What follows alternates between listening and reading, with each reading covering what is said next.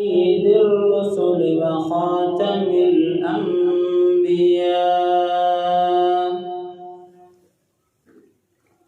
وصلى الله عليه وعلى آله وأصحابه الأتقياء.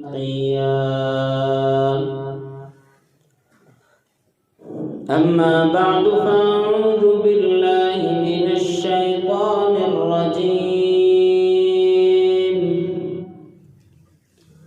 بسم الله الرحمن الرحيم. ربنا إنا أطعنا سادتنا وكبراءنا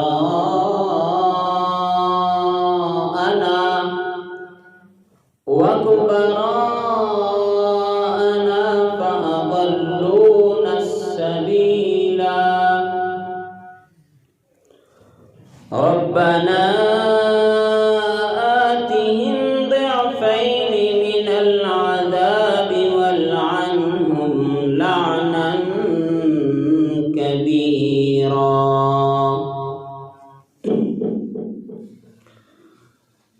آمنت بالله، صدق الله مولانا العلي العظيم، وبلغنا رسوله النبي الكريم، ونحن على ذلك لمن الشاهدين والشاكرين، والحمد لله رب العالمين.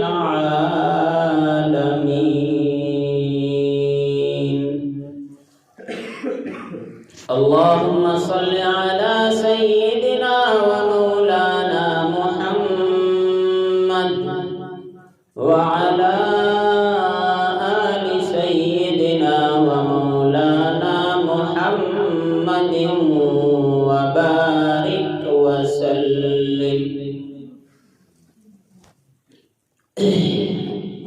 میرے محترم بھائیوں، دوستوں، بزرگوں، اللہ رب العزت نے انسانوں کے لیے، پھر انسانوں میں سے بھی مرد عورت کے لیے، ہر ایک شخص کے لیے، چاہے وہ بچہ ہے یا بڑا ہے یا بوڑھا ہے، حدود مقرر کی ہیں، اور ان حدود کا علم وہ انسان کو دین سے ملے گا. دنیا کی کسی ڈکشنری میں، کسی کتاب میں شریعت کا اور خداوند قدوس کا قانون نہیں ملے گا. انسانوں نے اپنی تربیت اگر دین کے ساتھ جوڑی تو ان انسانوں کی دنیا آخرت کی بلندیاں اللہ انہیں دنیا میں بھی دے گا، اور آخرت میں ان کے لیے وعدہ ہے کہ ہم تمہیں بلندیاں عطا کریں گے، درجات کی ترقیاں عطا کریں گے، اور تمہیں بے حساب، بغیر حساب و کتاب کے تمہیں اپنی جنت میں بھیج دیں گے. تمہارے ساتھ کسی قسم کا کوئی محاسبے کا عمل نہیں ہوگا. اور یہ وعدہ اس وقت ہے جب ایک انسان اللہ کی حدود کو پہچان کر اللہ کے بتائے ہوئے طریقوں کے اوپر اور اللہ کے نبی صلی اللہ علیہ وسلم کے بتائے ہوئے طریقے پر چلے گا. دنیا کے اندر اسلام نے اولاد کی تعلیم و تربیت کے حوالے سے بہت زبردست قانون بتایا ہے اور انسانوں کو یہ سمجھایا ہے.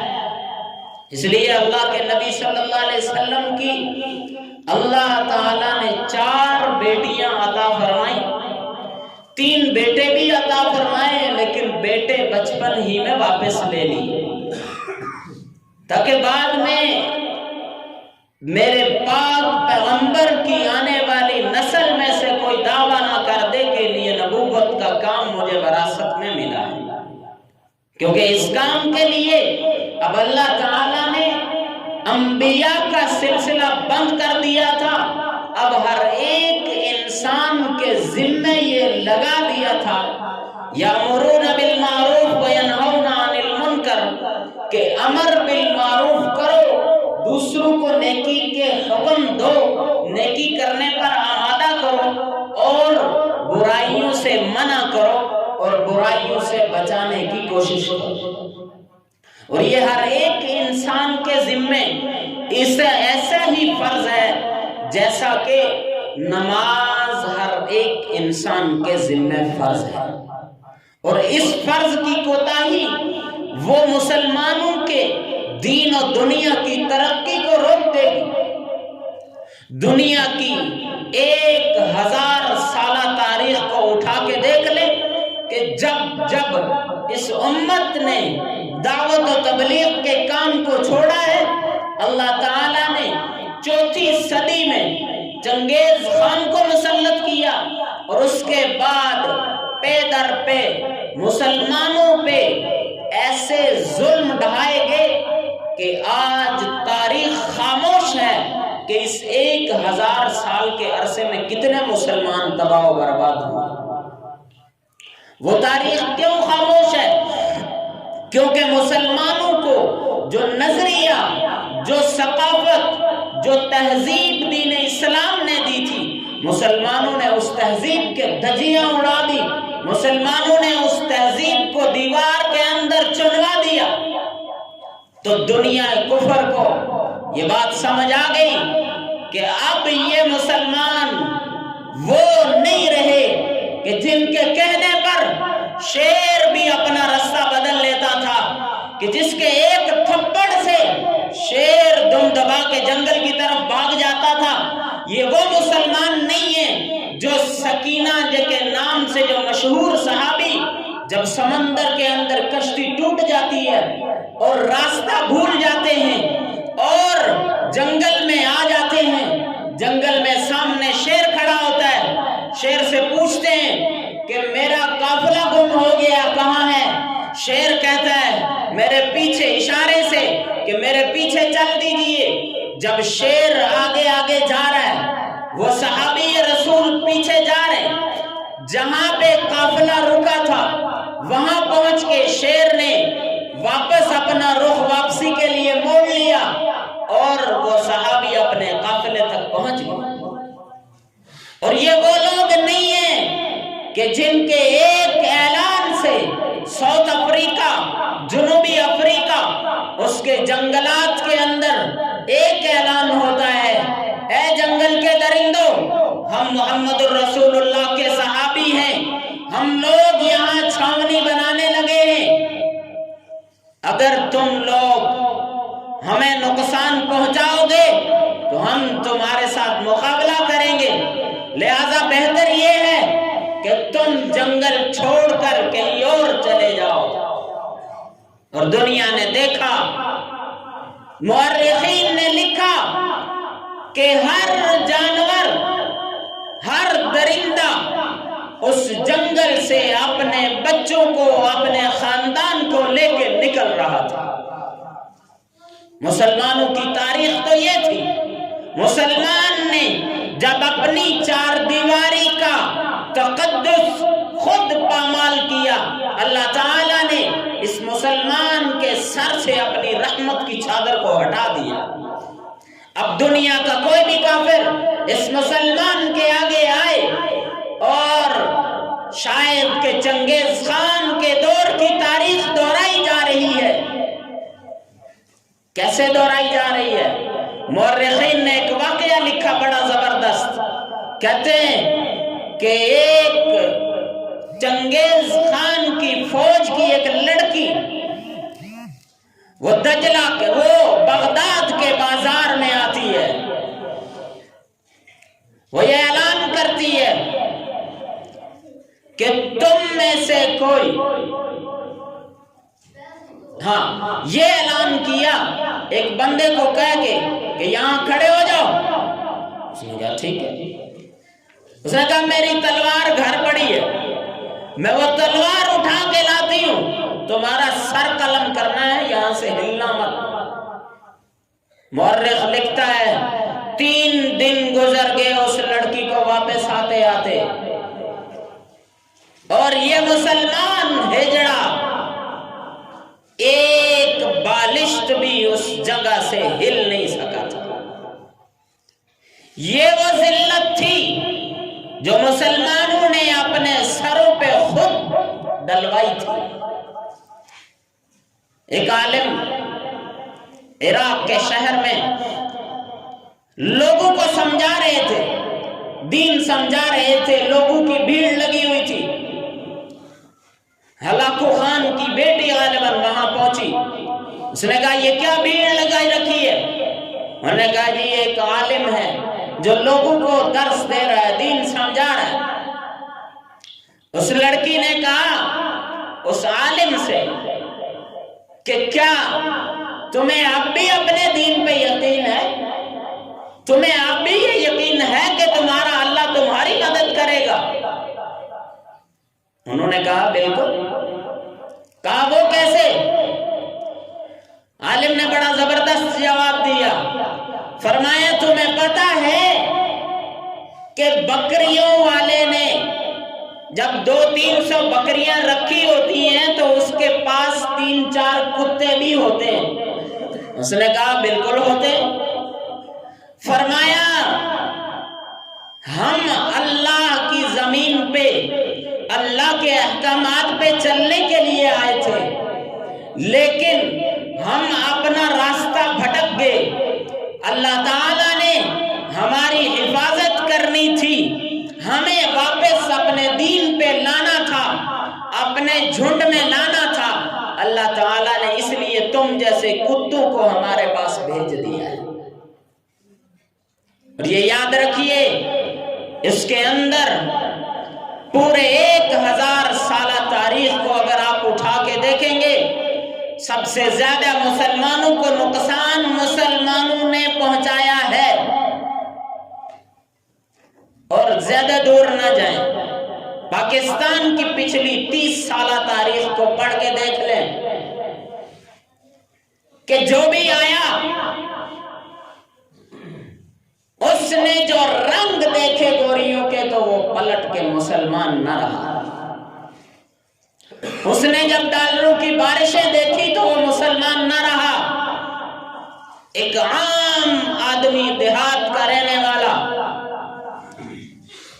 وہ چوری کرنے پہ مجبور ہوتا ہے، وہ کام کرنے کے بجائے 400 پاؤڈر بیچ کر اپنے بچوں کا پیٹ بھرتا ہے۔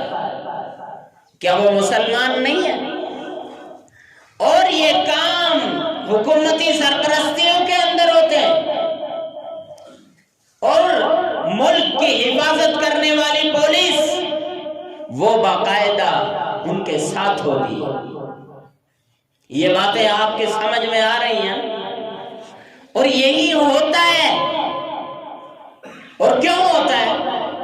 وہ اس لیے ہوتا ہے، اللہ کے نبی صلی اللہ علیہ وسلم نے فرمایا جس بندے کو اللہ تعالیٰ نے 2 بیٹیاں عطا فرمائیں، اس نے اپنی دونوں بیٹیوں کی تعلیم و تربیت کی۔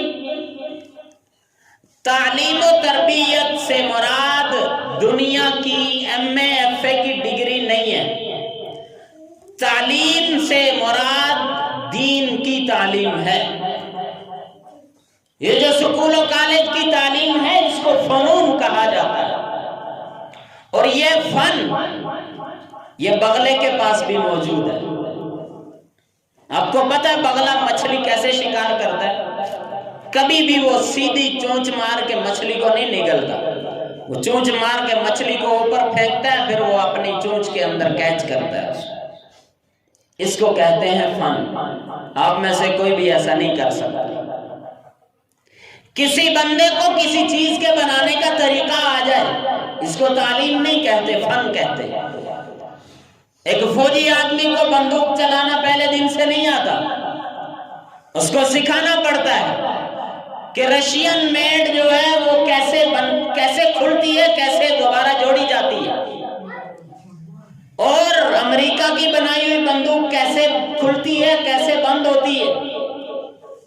یہ ہنر ہوتا ہے، فن ہوتا ہے۔ فرمایا اللہ کے نبی نے جس نے 2 بیٹیوں کی تعلیم و تربیت کی، پھر ان کا نکاح کروایا، ان کی اچھے گھرانے میں شادی کروائی، اللہ تعالیٰ اس کے لیے جہنم سے برات کا پروانہ جاری کرتا ہے۔ آج ہمارے زمانے میں سب سے زیادہ رونا مرد اس بات پہ روتا ہے کہ میری اولاد میری بات نہیں مانتی۔ وہ اولاد بات نہیں مانتی، اس کی وجہ کیا ہے کہ کسی نے کہا تھا کہ بچے کے لیے پہلا مکتب، پہلی درسگاہ وہ اس کی ماں کی گود ہوتی ہے۔ تو جس بچے کی ماں کی گود میں اس کو یہ بتایا جا رہا ہو کہ قرآن پاک پورا سال گزر جائے ماں ہاتھ نہ لگائے، اب یہ بچہ 7 سال کا کیا 50 سال کا بھی ہو کے قرآن کو ہاتھ نہیں لگائے گا۔ جس بچے کی تربیت ماں صرف کہہ کر رہی ہے، وہ بچہ تربیت نہیں پائے گا، وہ فراڈیا بنے گا۔ ماں اور باپ جو تربیت کرتے ہیں وہ بڑی آسان سی چیز ہے، بچہ سمجھ جاتا ہے کہ بچے کے سامنے ایک بزرگ تھے، ابھی پیدا نہیں ہوئے تھے، ماں کے پیٹ میں تھے، ان کی ماں روزانہ ایک قرآن 20 پارے 15 پارے تلاوت کیا کرتی تھی۔ جب وہ ماں کے پیٹ سے پیدا ہوئے ان کو قرآن پاک کے کئی سپارے زبانی یاد تھے۔ یہ تربیت اس کے باپ نے کی تھی یا ماں نے؟ جب ایک ماں اپنے بچے کو پیٹ میں لیے ہوئے ہر طرح کی گالی بکواس کر سکتی ہے، دوسروں کی غیبتیں کر سکتی ہے، الزام تراشی کر سکتی ہے، تو پھر اس کے پیٹ سے نکلنے والا بچہ کیا مسلمان بن کے رہ سکتا ہے؟ اس لیے دین کہتا ہے کہ اپنی اولادوں کی تربیت کرو، کہ خاتون بننے سے پہلے باپ کے لیے رحمت بنتی ہے۔ وہ رحمت کب بنتی ہے کہ باپ اس کو کالج میں چھوڑ دے جا کے، وہ 1 مہینہ 2 مہینے گھر واپس نہ آئے، اور دین کی تربیت کے لحاظ سے وہ بالکل عاری ہو، کیا اس بچی کا گھر بسانے کے لیے پھر اس کا باپ اس کے ساتھ جائے گا؟ اس بچی کی تربیت جس عمر میں کرنی تھی تو نے نہیں کی، اب یہ رونا کیوں رو رہا ہے کہ سسرال والے ٹھیک نہیں ہیں؟ تو نے اپنی بیٹی کی تربیت کس ماحول میں کی ہے؟ تو نے تو اپنی بیٹی کو گھر تک نہیں رکھا، جس زمانے میں اس کی تربیت کرنی تھی تو نے اس کو سکول کے اندر بھیجا، جس سکول کے اندر بچی کو ڈانس کرنے کا طریقہ باقاعدگی سے سکھایا جاتا ہے، اور اس سکول کے اندر بھیجا جس میں اے سے انار سکھایا جاتا ہے، اے سے اللہ نہیں سکھایا جاتا، بی سے بکری سکھائی جاتی، لیکن نون سے نبی نہیں سکھایا جاتا۔ ہمارے معاشرے کی 98% عورتوں کو دین کی تعلیم کے لحاظ سے کوئی پتہ نہیں۔ وہ کیوں نہیں پتا؟ کہ مرد کے پاس اتنا وقت نہیں ہے کہ وہ اپنی بیوی کو یا اپنی اولاد کو ٹائم دے، وہ حلال حرام اکٹھا کرنے میں لگا ہے، اور ماں کے پاس اتنا ٹائم نہیں ہے کہ وہ دوسروں کی غیبتیں چھوڑ کر اپنی اولاد کا سوچے، اور پھر مرد کے پاس اتنا وقت نہیں ہے کہ وہ اولاد کو ٹائم دے سکے، کیونکہ اس نے کئی سیاسی وابستگیوں کو بھی ساتھ رکھنا ہے، اپنے یاروں کے ساتھ بھی رہنا ہے، اپنے گھر وقت نہیں دے سکتا یہ مرد۔ تو یہ مرد جب اس کی اولاد کوئی جرم کر کے جیل میں پہنچے گی تو پھر وہاں پر یہ آ کے روئے گا، بیٹا بہت بڑی غلطی ہو گئی مجھ سے۔ اور یہ یاد رکھیے کہ اولاد کے جس طریقے سے یہ فرمایا گیا کہ جس بندے نے اپنی اولاد کی تربیت کی کہ 3 چیزیں ہیں جن کا نفع آدمی کو مرنے کے بعد بھی مل سکتا ہے. ایک وہ علم جس سے لوگ فائدہ حاصل کر رہے ہوں، اور ایک وہ اولاد جو اپنے باپ کے مرنے کے بعد اس کے لیے دعا کرے. کیا ایسی بھی اولاد ہے ہمارے پاس؟ کس کو یہ یقین ہے کہ میرا بیٹا میرا جنازہ خود پڑھا سکتا ہے؟ کوئی ایک آدمی بھی ہاتھ کھڑا کر کے بتا دے. یہ پھر یہی ہوگا کہ ہمارا دادا جان چلے گئے اور قاری صاحب کو اور مدرسے والوں کو فون کر کے کہیں گے کہ جناب وہ دادا جان فوت ہو گئے تھے پچھلے مہینے، ان کے لیے دعائے خیر کروانی ہے تو کوئی پڑھا ہوا قرآن پاک دے دو. وہ قاری بھی پھر کیا کرتے ہیں؟ ایک قاری صاحب نے بتایا کہ میرے ایک دوست تھے سرگودے میں، ان کو کسی کا فون آیا تو قاضی کو قرآن پڑھا ہوا دیتے تو انہوں نے کہا کہ 400 قرآن پاک پڑھے ہوئے ہیں، لے لو. 400 قرآن پاک. مزہ نہیں آ گیا جس کو بھیجا ہے؟ 400 قرآن پاک سے بخشش تو ہو ہی جائے گی نا کم از کم. اس کو آپ یہ سمجھتے ہیں کہ یہ ایصال ثواب ہے؟ اپنی ایمانداری سے بتائیے کہ آپ کے والد کے مرنے کے بعد آپ نے اپنے باپ کے لیے کتنا کچھ پڑھ کے بھیجا ہے. آپ کی وہ بہن جس کے لیے باپ نے اپنے آپ کو یہ کہہ کر خوشی دلائی تھی کہ میری بیٹی میرے لیے رحمت ہے، اس بیٹی نے کتنا قرآن پڑھ کے تمہارے باپ کو ہدیہ کیا؟ یا کتنے دن اس بیٹی نے اپنے آپ کو باپردہ کر کے گھر سے باہر نکلی ہے؟ وہ تو چڑیلوں کی طرح چھتے نکال کے جاتی ہیں شادیوں میں، جس سے یہ پتہ چلتا ہے کہ یہ انڈیا وہ بارڈر کے پار سے آئی ہوئی مخلوق ہے، مسلمانوں کے گھر کی نہیں ہے.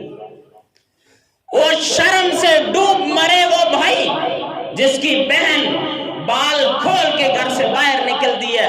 اللہ کی قسم، اللہ اور اس کے فرشتے اس باپ پر جس کی بیٹی بال کھول کے جاتی ہے، اس بہن بھائی پر اللہ کی لعنت برستی ہے.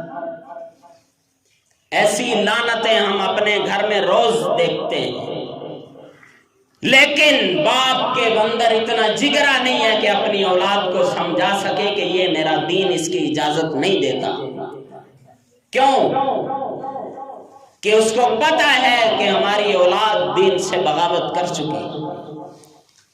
لیکن بغاوت کیوں نہ کرتی جناب؟ آپ نے اپنی اولاد کے لیے کبھی حلال لقمے کا انتظام تو کیا ہوتا؟